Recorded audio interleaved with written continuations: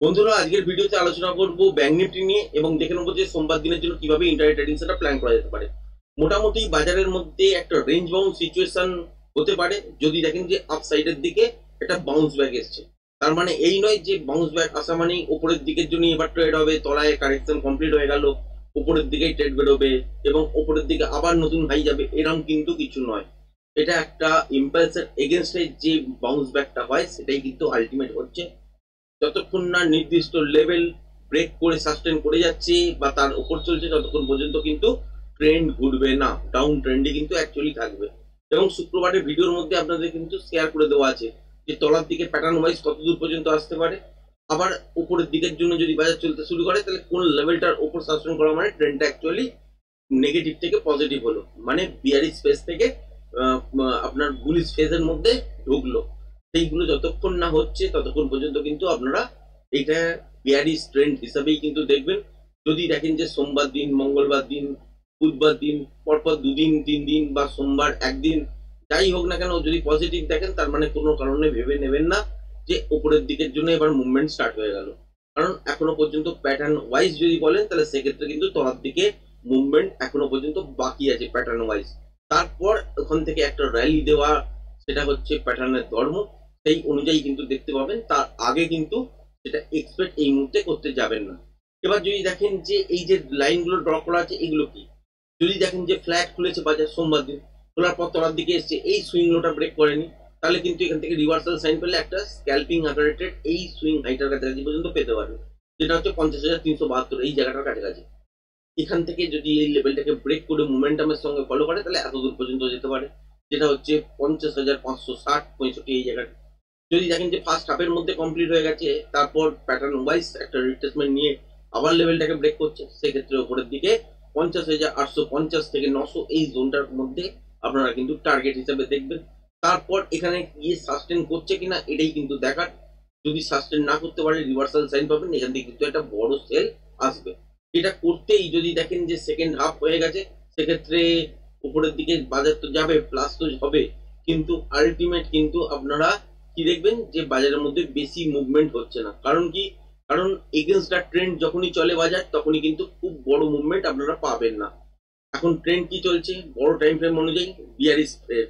যদি বিয়ারিশ ফ্রেমের মধ্যে যদি বাজার চলে সেক্ষেত্রে আপনারা বিয়ারিশ যে ট্রেড গুলো হবে, মানে তলার দিকের জন্য যে ট্রেড গুলো হবে, সেগুলোতে মুভমেন্টাম পাবেন ভালো।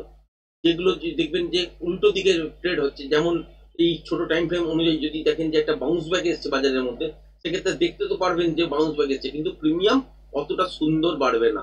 মর্নিং এ যেহেতু আপনারা দেখতে পাবেন যে মোমেন্টাম একটু থাকে, সুতরাং মর্নিং এর দিকেই ট্রেড হয়তো কিছুটা মোমেন্টামের সঙ্গে পেতে পারেন, কিন্তু বেলা বাড়ার সাথে সাথে নয়েজ চলে আসবে এবং জিগজ্যাগ ফরমেশন কিন্তু শুরু হয়ে যাবে। এবার যদি দেখেন যে কোনো কারণে উপরের দিকে গ্যাপ আপ করলো এই সুইং হাইটার কাছাকাছি বা এইখানে কাছাকাছি করলো, খোলার পর দেখলেন যে আর চলতে পারলো না, সেক্ষেত্রে কিন্তু এখান থেকে রিভার্সাল সাইন দেখা কিন্তু জরুরি। রিভার্সাল সাইন দেখলে এখান থেকে শর্ট করতে পারেন টার্গেট হিসাবে তলার দিকে। এই যে সুইং লোটা আছে এটা হচ্ছে ফার্স্ট, তলার তারপরে সুইং লো হচ্ছে এইখানে, যেটা হচ্ছে 49,900, এটা হচ্ছে সেকেন্ড। তারপরে এইখান থেকে যদি ব্রেক করে তাহলে তলার দিকে কিন্তু 49,680, এইটা হচ্ছে থার্ড। এই টার্গেটটাই কিন্তু সোমবার দিনের জন্য পাবেন। কারণ এই যে জায়গাটা আপনাকে শেয়ার করছি, যেটা হচ্ছে 49,679, এই জায়গাটা হচ্ছে প্রিভিয়াস। আপনারা কিন্তু দেখবেন আওয়ারলি চার্ট অনুযায়ী যদি দেখি তাহলে দেখতে পাবেন যে মোটামুটি এইখানে হচ্ছে প্রিভিয়াস একটা সুইং লো তৈরি করেছিল আগস্ট মাসে। তো আগস্ট মাসের যে সুইং লোটা এখানে কিন্তু একটা সাপোর্ট নেওয়ার চেষ্টা করবে। সুতরাং মনেই রাখবেন যে তলার দিকে সাপোর্ট জোন কোনটা কোথায়।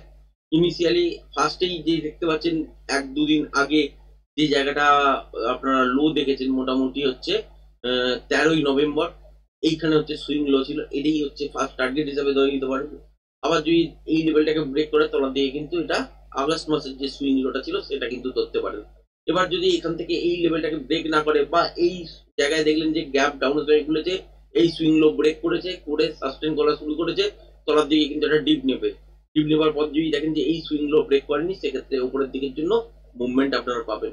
সেক্ষেত্রে উপরের দিকে বাজার গেলেও একটা রিটেস্ট করতে আবার আসবে, সেক্ষেত্রে যদি সুইং লো না ব্রেক করে বাই করতে পারেন এবং উপরের দিকের জন্য আলটিমেট কিন্তু ট্রেড বেরোবে। এবার যদি মর্নিং সেশনটার মধ্যে পান তাহলে কিন্তু উপরের দিকে ট্রেডে কিন্তু আপনারা যথেষ্ট মোমেন্টাম ট্রেডিং পাবেন।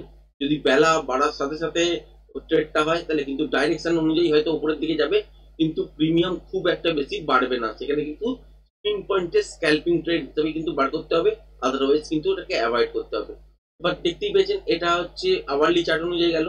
5 মিনিটের টাইম ফ্রেম অনুযায়ী এবার যদি দেখা যায় যে বাজার খুলেছে এই সব সুইং হাই এর কাছাকাছি বা গ্যাপ ডাউন খুলেছে, তাহলে এই যে তলার দিকে দেখতে পাচ্ছেন আলোচনা করলামই 49,900 এই জায়গাটা তো ফার্স্ট টার্গেট। এইটাকে যদি ব্রেক করে চলে তাহলে মোমেন্টামের সঙ্গে এতদূর পর্যন্ত দেখতে পাবেন, যেটা হচ্ছে 49,680 এই জায়গাটার কাছাকাছি। আর যদি দেখেন যে বাজার তলার দিকে গ্যাপ ডাউন খুলেছে, এই সুইং লোটাই ব্রেক করেনি, সেক্ষেত্রে স্ক্যাল্পিং আকারে এতদূর। আর যদি দেখেন যে গ্যাপ আপে খুলেছে এর ওপর, তাহলে একটা তলার দিকে ডিপ নেবে, ডিপ নেবার পর যখন লেভেলটাকে ব্রেক করবে সেক্ষেত্রে বাই করতে পারেন। এবং মর্নিং সেশনে হলে 50,560 50 এই জায়গাটা তো আপনার টার্গেট দেখতে পাচ্ছেন। তারপর এখান থেকে একটা বাউন্স ব্যাক নিয়ে যখন লেভেলটাকে ব্রেক করবে, যদি সেকেন্ড হাফে করে তাহলে সেক্ষেত্রে প্যাটার্ন ওয়াইজ যদি লেভেলটাকে কন্টিনিউশন ট্রেডের জন্য হয় তাহলে কিন্তু এত দূর পর্যন্ত যেতে পারে, যেটা হচ্ছে 50,850 এই জোনটার কাছাকাছি পর্যন্ত। আশা করি আজকের ভিডিওটা পছন্দ হয়েছে। ভিডিওটা যদি পছন্দ হয়ে থাকে চ্যানেলটাকে অবশ্যই লাইক শেয়ার সাবস্ক্রাইব করবেন। আজকের ভিডিওটা এই পর্যন্তই, ধন্যবাদ।